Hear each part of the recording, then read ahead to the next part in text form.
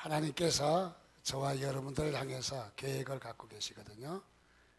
그 계획 중에 가장 큰 계획이 무엇일까? 그것은 우리가 행복하기를 원하는 거예요. 그래서 하나님의 자녀는 행복해야 될 권리가 있어요.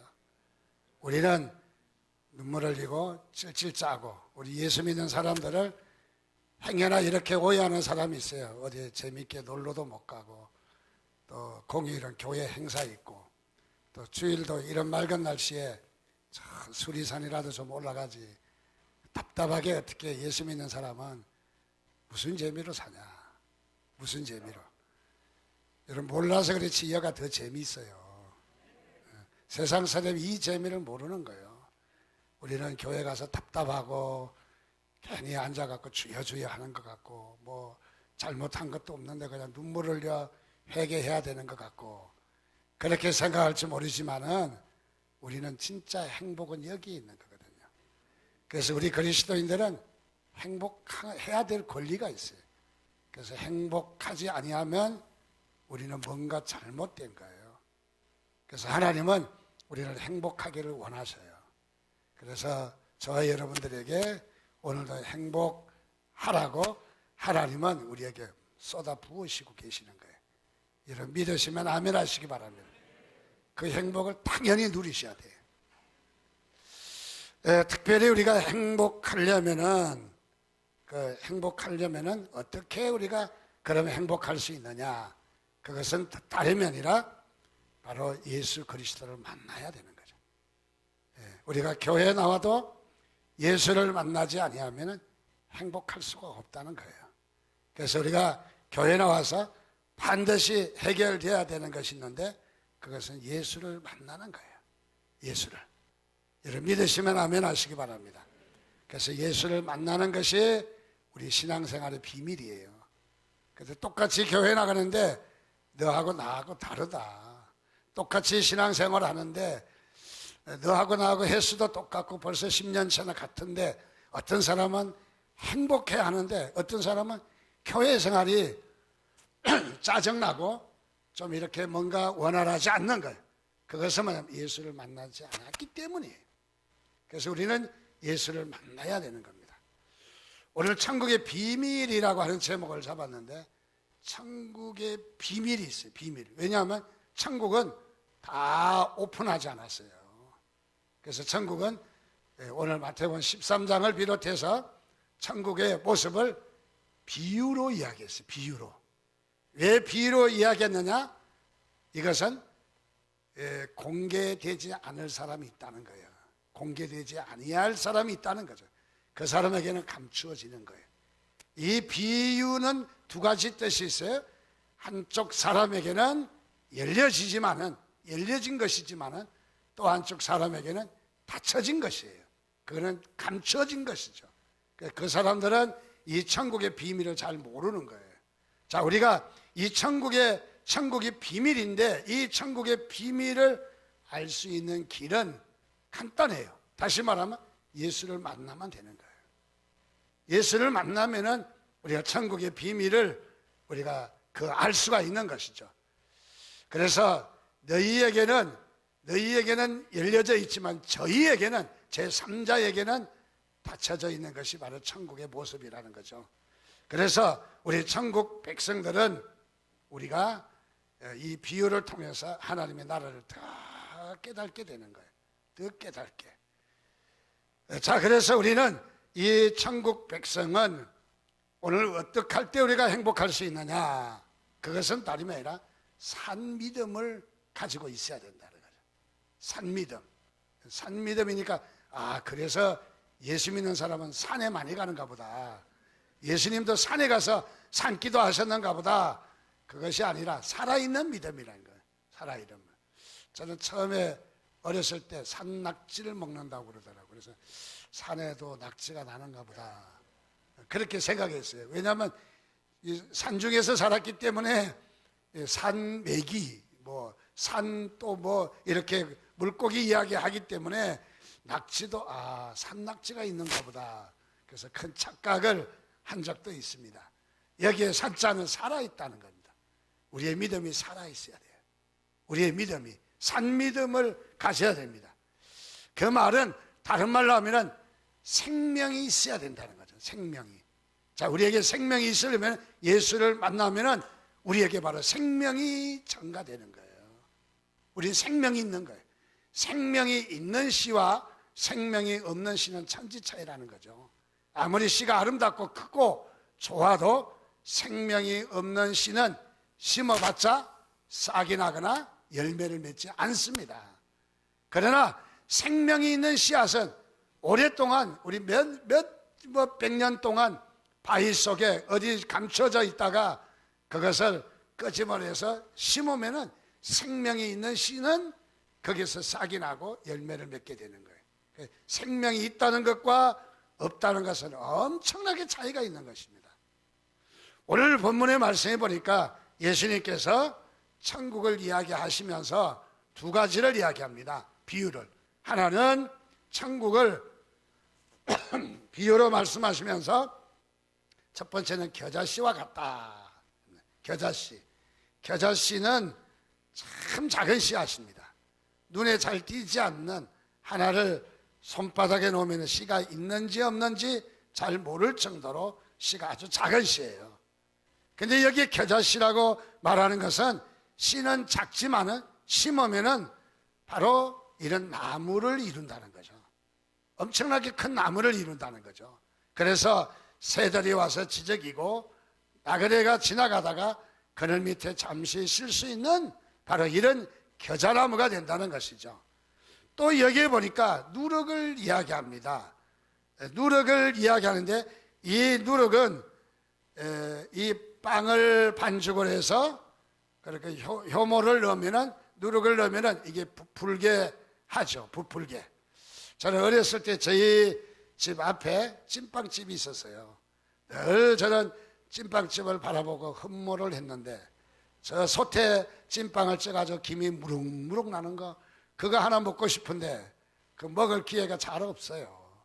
어쩌다 용돈이 생기면은 빵 하나에 5원 했습니다, 그때. 그래서 그 빵을 사 먹을 수도 없어요. 왜? 앞에 아버지가 딱 지키고 있기 때문에. 그래서 빵집을 가려면은 친구에게 시켜서, 야, 하나만 사다 줘. 하나만. 그래서 빵을 사다 주면 길가에서 먹습니다. 그래서 찐빵 지금도 제가 많이 좋아하는데, 근데 이 찐빵집을 늘 이렇게 빵을 쪄내며 막 김이 무럭무럭 나는 게 얼마나 보기가 좋은지. 근데 또 하나 이 찐빵집에 단점이 있더라고요. 아침이 되면 난리가 나는 거예요. 그래서 무슨 난리가 나느냐 봤더니, 빵을 이 밀가루를 반죽해서 누룩을 넣고 나면은 따뜻한 아랫목에 이렇게 보자기를 덮어서 두면은 이게 막 부풀어 가지고 반죽이 막 난리가 나는데, 거기에다 또 잠을 자지 않습니까? 옆에서 잠을 자니까 뭐 그냥 발에 그 빵 반죽이 뭐 묻었네, 이불에 묻었네. 아침에 그 집에 꼭 전쟁해요. 그래서 좀 더 큰 그릇을 갖다 놓지, 그런 생각도 해봅니다만은 하여간 아침마다 거의가 그 집은 전쟁을 하더라고요. 그 무엇을 느끼냐면 바로 누룩을 넣으면은 이렇게 빵 반죽이 막 부풀게 하는 거죠. 자, 여기에 겨자씨와 여기에 누룩에 대한 비유는 무엇이냐면은, 보기에는 시원찮게하게 미미하게 보이지만은, 그러나 이것이 겨자씨가 심겨질 때 싹이 나서 나무를 이루는 것처럼, 또 이 누룩이 이 반죽그릇에 누워서 미미하게 아무것도 아닌 것처럼 보이지만은, 그러나 막 이 반죽을 막 그야말로 부풀게 해서 반죽에 이 큰 그릇이 넘치도록 한다. 자, 미미한 것이지만은 그 속에 생명이 있다는 거예요. 생명이 있다. 자, 그래서 예수님께서도 우리에게 그렇게 말씀하셨습니다. 예수께서 가라사대 나는 곧 길이요 진리요 생명이니 나로 말미암지 않고는 아버지께로 올 자가 없다. 예수님이 바로 생명이라고 말하고 있습니다. 자, 그래서 우리 그리스도인들은 바로 산 믿음을 갖는다 하는 말은 생명이 있느냐 이 말이죠. 생명이 있느냐. 우리는 생명이 있어야 돼요. 우리 이 땅의 종교를 두 가지로 나눌 수가 있는데, 하나의 종교는 수도 종교예요. 수도 종교. 그런 수양을 해서 돌을 닦는 것이 바로 수도 종교입니다. 그래서 돌을 닦습니다. 어떤 그 고난의 길을 그렇게 가기도 합니다. 그래서 무릎으로 기기도 하고 그냥 세 발자국 3번 절을 하기도 하고 어쨌든 이렇게 해서 수도를 하는 종교가 있어요. 이것은 인간이 신을 향해서 찾아가는 종교예요. 인간이 신을 향해서 찾아갈 때 찾아갈 수 있을까요? 없습니다. 왜요? 인간은 죄인이기 때문에. 죄인인 우리는 이 길을 찾아갈 수가 없어요. 그래서 예수님께서는 이렇게 말씀하셨습니다. 나는 곧 길이요 그랬습니다. 예수님이 길이라는 거예요. 예수님을 만나면은 천국 가는 길은 다 해결된 거예요. 그리고 본인이 진리라고 해요. 진리가 어디 있느냐, 어디가 참 진리가 있느냐, 세상 사람들은 찾아서 헤매지만은 예수님을 만나면 진리 문제가 해결되는 거예요. 또 그리고 생명의 문제가 해결되는 거예요, 바로. 그래서 이 인간이 이 신을 향해서 찾아가는 길은 거기에는 생명이 없고 길이 없는 거예요. 또 있다고 할지라도 우리가 찾을 수가 없는 거예요. 우리가 죄인이기 때문에, 우리가 어두워진 바로 이런 영을 갖고 있기 때문에 찾아갈 수가 없는 거예요. 그래서 이 땅의 종교는 이렇게 수양을 하는 종교가 있지만 또 하나의 종교가 있어요. 이 종교는 계시 종교예요.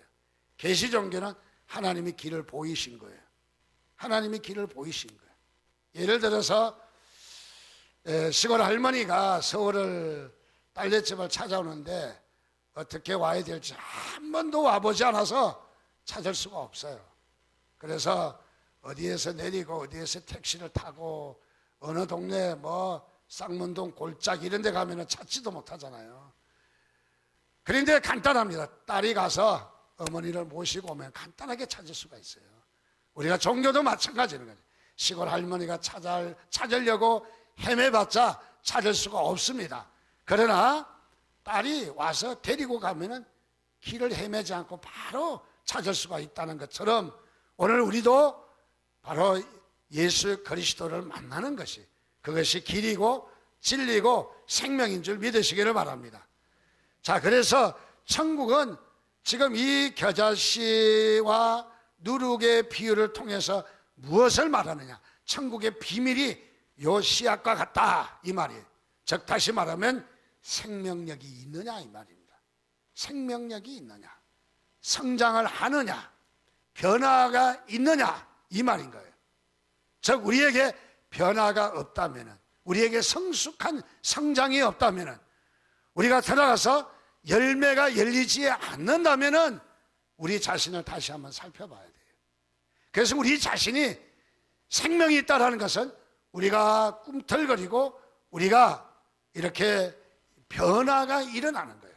비록 변화의 속도는 늦을지 모르지만은 변화가 서서히 된다 할지라도 그것은 생명이 있는 거예요.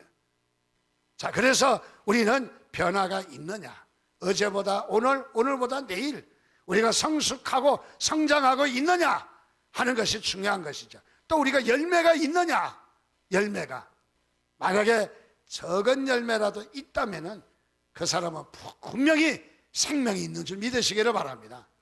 그래서 생명이 있는 거예요. 자기 자신을 다시 한번 우리가 한번 살펴봤으면 좋겠어요. 내게 변화가 있는지, 또 이렇게 성숙이 있는지, 아니면은 또 이렇게 열매가 있는지. 만약에 없다면은 지금 우리가 자신을 다시 한번 진단해 보는 것이 얼마나 중요한지 모릅니다. 예를 들어서 이 비행기에서 낙하산을 타고 뛰어내리는 장면을 사진을 찍는 사진사가 있었어요. 이 사진 찍기를 너무 원하고 너무 좋아하는 거예요. 그래서 같이 비행기를 타고 그리고 낙하산을 피기 전에 뛰어내리는 이런 모습을 사진을 착착착착 찍어 나가는 거예요. 오늘따라 같이 비행기를 타고 한 사람씩 뛰어내리고 역시 사진사도 뛰어내려서 사진을 막 착착착 찍었습니다. 찍는데 옆에 사람이 낙하산 줄을 당겨서 낙하산을 쫙 펴서 서서히 육지로 이렇게 잘 안착을 하는데 사진사도 낙하산을 펴려고 줄을 당기려고 보니까 줄이 없는 거예요. 보니까 엉겹결에 그냥 뛰어내린 거예요. 난리가 난 거 아니까 그때 새파랗게 질렸을 거 아니에요. 완전히 그냥 뭐 당황해갖고 질려서 그대로 육지에 떨어져서 죽을 수밖에 없잖아요. 오늘 무엇입니까? 우리에게 종교생활은 아는데 우리에게 신앙의 그 생명이 없다면 사진사와 같다는 얘기죠. 그냥 우리는 언젠가 주님 앞에 설 때 우리가 생명이 없다면 얼마나 당황하고 얼마나 난처하겠어요. 얼마나. 많은 사람들이 특별히 한국 기독교를 비난을 합니다. 왜 비난을 하냐 하면은 한국 교회는 모이기는 많이 모이는데 영향력이 없다는 거예요. 영향력이. 그래서 요즘 교회를 많이 지적을 하는데 우리가 겸허하게 받을 것은 받아야 될 필요가 있다고 생각합니다. 자, 이래서 교회는 뭐 교인들 사기꾼이다, 또 뭐 교인인데 왜 이렇게 자살해 죽느냐, 또 교인인데 왜 이렇게 도둑질하고 거짓말 하느냐, 이래서 비난을 많이 받습니다. 어떤 분은 이런 이야기를 하더라고요. 옛날 우리 어려운 시절에, 먹고 살기가 힘든 시절에 교회 나가서 새벽기도 열심히 하고 은혜 받고 눈물 흘리고 회개기도 하고 오면서 남의 집 담벼락에 걸려있는 애호박 따다가 찌개 끓여 먹는다고.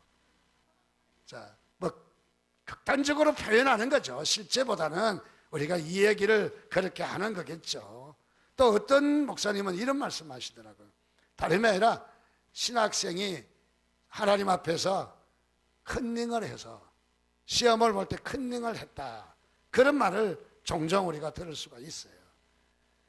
자, 무엇을 말하느냐? 성숙하지 못했다는 거죠. 우리의 믿음은 있는데, 신앙생활은 하는데 그의 신앙생활이 아직은 성숙하지를 못했다는 것을 말해주고 있어요. 어떤 사람은 그렇습니다. 열심히 교회도 잘 나가는데 은사체험도 하고 그야말로 방언도 하고 예언도 하고 신유도 하고 막 능력도 나타나는데 그야말로 성품이 안 돼서 많은 조롱과 지탄을 받고 있다, 그런 말을 하는 거죠. 무엇을 말합니까? 이 모든 것은 그리스도인으로 교회는 나오지만은 생명이 없다는 거예요. 생명이 없기 때문에 성장하지 않는 거예요. 생명이 없기 때문에 어쩌면은 일은 할 줄 모릅니다. 우리가 일꾼으로 일은 할 수 있어요. 일은 할지 몰라도, 그러나 우리에게 생명이 없으면은 바로 우리가 성장하지 않는다는 거예요. 은사를 받아도 성장하지 않고 우리가 어떤 그 환경이나 여건 가운데 우리가 변화되지 않는다 하는 것을 말해주는 것이죠. 어떤 분이 교회에서 이 전도 행사가 있어서 이 전도를 하는데 자신이 전도왕이 되고 싶어서, 교회에서 최고의 1등가는 전도왕이 되고 싶어서 옆에 사람이 물었답니다. 이봐, 자기는 몇 명 했어? 그러니까 하기는 10명 했는데 안 가르쳐 준대요. 그리고 하나도 안 했다고 거짓말을 했다는 거예요. 자, 이렇게 볼 때 좀 씁쓸하지 않습니까? 우리가 전도하는 일에 뭐 남을 속이면서 거짓말까지 할 필요가 있겠는가? 물론 상을 타되 선의의 경쟁으로 다른 사람도 기쁘게 상을 탈 수 있고 또 자기 자신도 기쁘게 경쟁해야지, 뭐 거짓말까지 하면서 10명이나 해놓고 난 하나도 안 했다고 그러면서 자기가 1등 되려고 하는 욕심을 부리는 바로 극단적인 표현, 극단적인 모습을 말을 하고 있습니다. 자, 오늘 우리는 무엇이냐면은 우리에게 믿음 생활하면서 여러 가지 사역도 하고 전도도 하고 교회 와서 봉사도 하고 열심히 우리가 예배도 하고 헌금도 하고 우리가 여러 가지 이렇게 일들도 하지만은, 그러나 가장 중요한 것은 생명이라는 거예요. 예수를 만나야 되는 거예요. 예수를 만나는 생명이 있느냐? 생명 없이는 절대로 우리가 행복할 수 없다는 거예요. 하나님 우리에게 바로 이런 생명을 갖기를 원하시는 거예요. 자, 그래서 우리에게 생명이 있느냐 하는 것이 소중한 것이죠. 어느 딸이 이제 병에 걸려서 병원에 입원하게 되었습니다. 엄마는 사회활동을 많이 하시는 분이라 딸을 이렇게 잘 간호할 수가 없었던 것이죠. 그래서 자신이 간호를 잘 할 수 없기 때문에 딸에게는 미안한 마음으로 장난감을 많이 사다 주었습니다. 새로 나오는 장난감, 비싼 장난감, 예쁜 장난감, 인형, 게임 할 것 없이 그냥 갈 때마다 수박이 잔뜩 사다 주었어요. 그런데 이 딸은 만족할 수가 없는 거예요. 이 딸은요, 아무리 장난감을 많이 사다 줘도 만족할 수가 없는 거예요. 또 이 어머니는 역시 어머니이지만은 사회생활이 바빠서 오자마자 어떻게 빨리 빠져나가느냐 하는 생각이 늘 마음속에 있었습니다. 그럴 때 이 딸이 엄마에게 그런 말을 했다는 거예요. 엄마, 나는 장난감이 필요하지 않아. 장난감을 원하는 게 아니야. 그렇게 딸이 정말 눈물이 맺히면서 조용히 엄마에게 이야기했다는 거예요. 그리고 나는 엄마가 필요하다고. 엄마가 필요하다고. 무엇을 말합니까? 생명이 없는 장난감은 이 딸에게 만족을 줄 수 없었다는 것이죠. 어머니로서 어머니를 원했던 것이죠. 오늘 우리는 예수 그리스도의 생명이 여러분 가운데 넘치시기를 주님의 이름으로 축원드립니다. 그래서 우리 교회 생활에 어떤 우리의 찬양과 예배와 흥건과 봉사와 화려한 건물과 여러 가지가 다 아름답다 할지라도 예수의 생명이 없다면 우리가 천국의 비밀을 누릴 수가 없다는 거예요. 행복을 누릴 수가 없다는 거죠. 우리는 그래서 이 행복을 누리려면 먼저 중요한 것이 바로 우리는 예수를 만나는 거라는 거죠. 예수를 만나는 것. 그 예수를 만나는 것이 가장 중요한 것입니다. 생명이 있느냐 이 말이에요. 우리에게 생명이 있느냐. 자, 우리의 믿음에 생명이 있는 믿음이 있고 생명이 없는 믿음이 있을 수 있습니다. 그래서 야고보서 2장 26절은 영혼 없는 몸이 죽은 것 같이 행함이 없는 믿음은 죽은 것이다. 믿음에도 두 가지가 있다는 거예요. 생명이 있는 믿음이 있고 생명이 없는 죽은 믿음이 있다는 것이죠. 오늘 우리에게는 다시 한번 진지하게 우리가 짚고 넘어가야 될 것은 내 믿음이 생명이 있느냐는 것이죠. 내 믿음이 생명이 있느냐. 생명이 없다면 우리가 싹이 날 수가 없죠. 변화가 될 수가 없죠. 성숙할 수 없다는 것입니다. 또 우리가 이런 생명이 있는 믿음이 있다면 어떤 일을 가능하게 하느냐. 바로 놀라운 능력과 역사가 나타나는 것이죠. 이런 생명이 있으면 역사가 나타나는 것이죠. 그래서 이 복음서에는 그렇게 이야기합니다. 우리에게 믿음이 자그마한 겨자씨만한 믿음이 있다면 이 산을 들어서 저리로 옮길 것이라고 이야기합니다. 그래서 저는 저 산을 들어서 기도를 해봤어요. 산이여 옮길지어다. 아직까지도 안 옮겨졌습니다. 이 산이 이렇게 옮겨져야 될 이유는 없어요. 왜냐하면 하나님의 더 큰 뜻이 있기 때문에. 그러나 믿음이 있는 곳에는 놀라운 변화가 나타나더라고요. 놀라운 변화.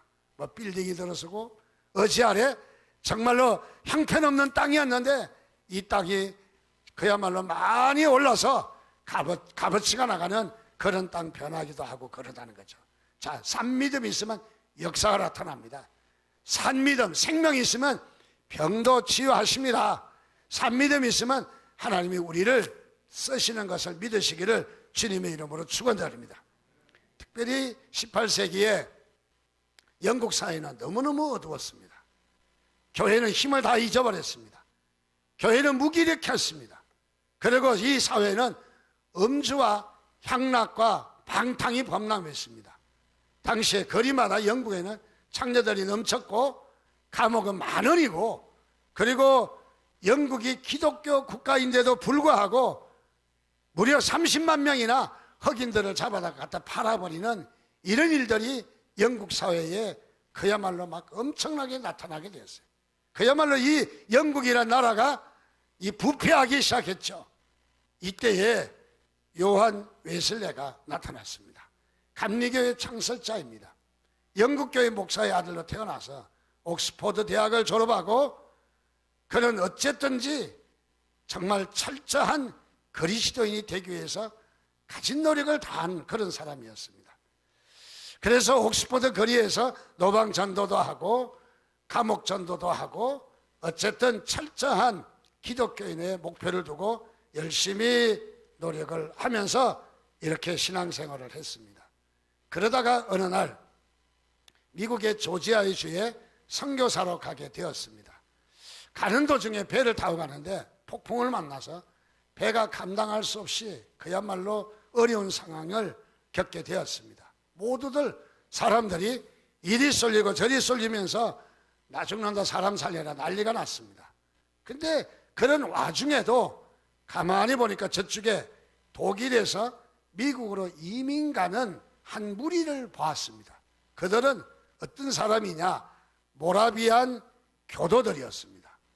모라비안 교도들은 이단으로 이렇게 지칭하는 바로 그런 교도들입니다.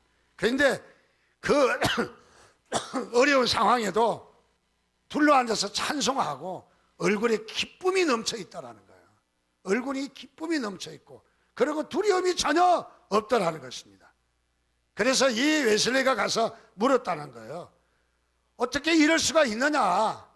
이 어려운 상황에 어떻게 이럴 수가 있느냐라고 물었더니 예수님이 계시기 때문에 죽음은 오히려 더 유익하고 죽음은 오히려 천국 가기 때문에 우리에게는 더 좋은 일이라고 하면서 당당하게 죽음 앞에서 당당하게 서 있는 모습을 보고 이 웨슬레가 큰 감동을 받았다는 거예요.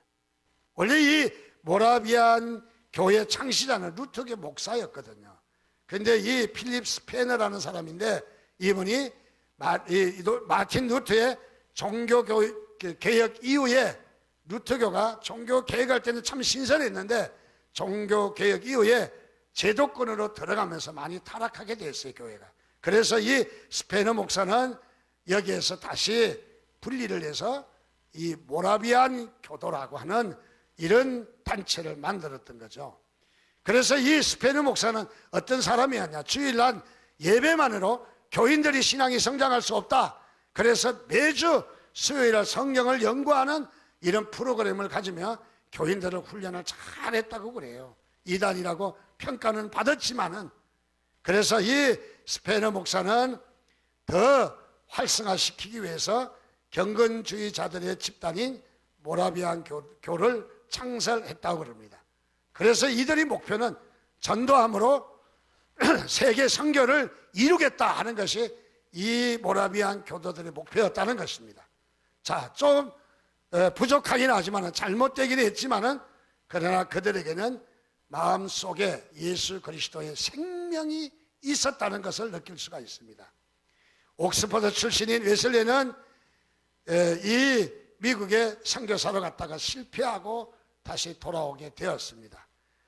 어쩌면 자만심에 빠져서 옥스퍼드 대학을 나왔기 때문에 자신이 훌륭한 이런 신학자다 생각을 했기 때문에 아마 신앙적으로 섬세하지를 못했던 것 같습니다. 그래서 선교를 실패하고 돌아와서 또다시 모라비안 교도를 만나게 되었습니다. 모라비안 교도를 만났는데 그들이 이렇게 이야기합니다. 웨슬리 선생님, 당신에게는 모든 것이 다 갖추어졌는데 그런데 딱 한 가지 없는 것이 있습니다. 그것은 뭐냐면 산 믿음이 없습니다. 믿음이 살아있지를 못합니다. 믿음이 굳어져 있습니다. 믿음이 이렇게 죽어 있습니다.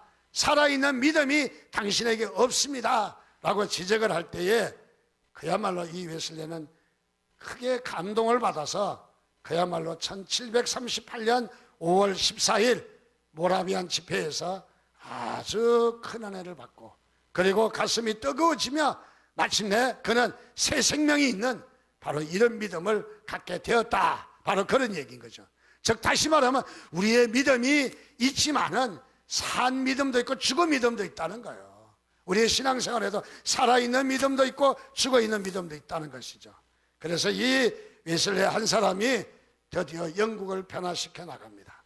그래서 술주정뱅이가 많은 그때에 웨슬리가 변화를 받고 길거리에 걸어갈 때 사람들이 술집에서 술을 흥청망청 마시다가 웨슬리가 지나가면은 잠깐만 하면서 술을 마시지 않고 멈췄다는 거예요. 그의 영성에, 그의 경건에, 그 우리 그리스도인들의 영적인 파워가, 영적인 능력이 세상 사람을 제압했다는 말이죠. 영적인 능력이. 그래서 모든 사람들이 술을 중단하고 웨슬레가 진행할 때까지 기다렸다는 것이죠. 또 뿐만 아니라 역사가들에 의하면 유럽에서 피비린내 나는 대혁명이 많이 일어났는데, 영국에는 웨슬레의 이런 종교개혁, 웨슬레의 개혁운동으로 말미암아 이런 혁명이라든지 이런 일이 일어나지 않았다는 거예요. 그래서 나라가 안정되고 잠잠했다 하는 것을 말해주고 있습니다. 저는 오늘 우리 사회가 이것이 필요하지 않느냐, 우리 그리스도인들이 무엇보다 가장 소중한 것이 있다면 바로 이렇게 살아있는 믿음이 아니냐, 저는 그런 생각을 해봅니다. 우리에게는 살아있는 믿음이 있다면 나라를 구할 줄 믿습니다. 우리가 살아있는 믿음이 있다면 사회를 구원할 줄 믿습니다. 살아있는 믿음이 있다면 이 교회를 구할 줄 믿습니다. 바로 살아있는 믿음이 있다면 우리의 가정이 행복할 줄 믿습니다. 바로. 그런 문제는 뭐냐, 우리가 신앙생활 하면서도 살아있지 못하기 때문에, 산 믿음이 없기 때문에, 우리가 생명력 있는 믿음이 없기 때문에 변화가 나타나지 않는다는 거예요. 변화가. 자, 그래서 우리는 이런 변화를 우리가 다시 한번 우리가 생각할 때입니다. 1950년도입니까? 정확한 제가 연도는 잘 기억하지 못합니다. 우리나라의 기독교 인구가 그때 30만이었어요. 전 남북한 합쳐서 우리 남북한 합쳐서 30만이옵니다. 정말 작은 숫자입니다. 지금은 25%가 우리 기독교인이라고 해서 약 1000만이 넘는 이런 우리 기독교인들이 있는데, 그때 당시에는 30만 밖에 안 됐습니다.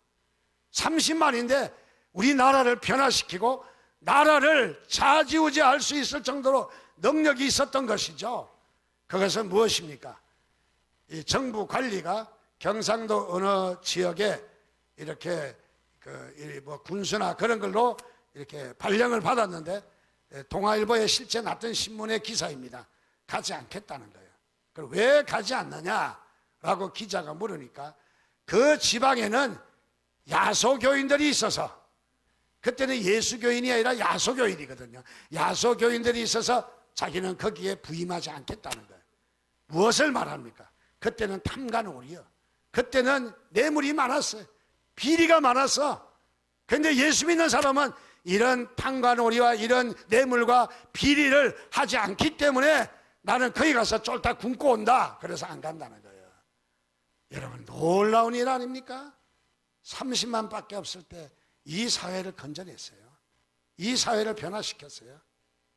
오늘 우리가 정말 주님 앞에서 다시 한번 우리가 가져야 될 마음이 있다면 그것은 다름이 아니라 바로 우리의 이 한국의 부흥의 불길이라는 것이죠. 우리 이 한국의 부흥의 불길도 1907년 부흥의 불길이 일어났습니다. 이 부흥의 불길이 일어날 때는 다름이 아니라 이 인도에서 일어났던 부흥의 불길이 너무너무 감동적이어서 존 스톤 박사를 초대해서 인도의 부흥의 불길에 대해서 세미나를 갖게 되었어요. 여기에 장로교, 감리교 선교사들이 20여 명이 모여서 이 세미나에 큰 감동을 받고, 우리 한국에도 인도처럼 이런 부흥의 불길이 일어나면 좋겠다 싶어서 20여 명이 모여서 기도했습니다. 밤이 새도록 기도했고, 어떨 때는 그냥 예배 시간을 놓칠 정도로 심취해서 그들이 기도했습니다. 그렇게 기도하다가 1907년이 되었을 때 평양에 장대현 교회가 여기에서 부흥회를 하게 되었는데, 바로 이 부흥회가 지금은 부흥회 3일씩 하고 말지만은 그때는 2주간씩 하고 한 달간씩 하고 그랬거든요.